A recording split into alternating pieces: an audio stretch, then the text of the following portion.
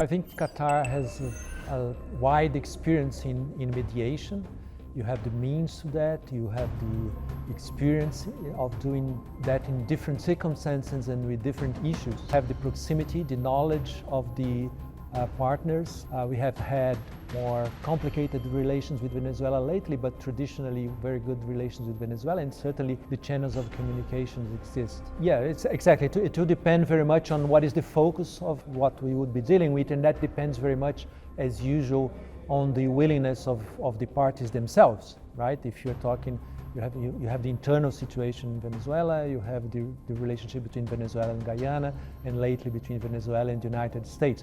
Those would be three very different processes in case there is willingness to advance, but it would depend very much on the parties to those problems, willing to negotiate and to discuss. I think that Qatarian negotiators would agree that no experience is completely transferable, but certainly it is useful to have been in different contexts of negotiation to understand what are the key issues involved, where is the moment and the timing of that. Part of that is something that comes out quite naturally when you participate in a number of different negotiations. Brazil is a wide country with a trillion economy, which is very rich in natural resources, so both in the area of agriculture, in the area of minerals, in the area of oil, but also in the area of industry, petrochemicals and all that. So the amount of opportunities that you can find in Brazil for a country with such resources and experience as Qatar would be quite wide. Offshore oil has been an industry in Brazil for quite some time,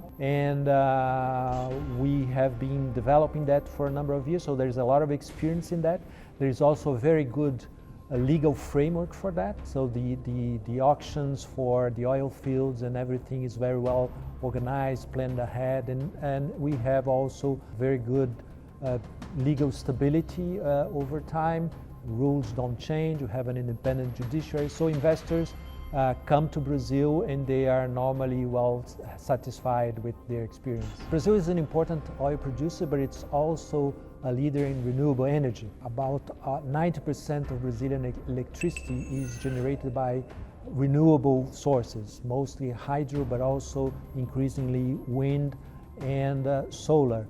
So if Qatar as an energy power is interested also in going to those other areas, Qatari investments will also find very good opportunities and a very stable and well-established legal framework for that.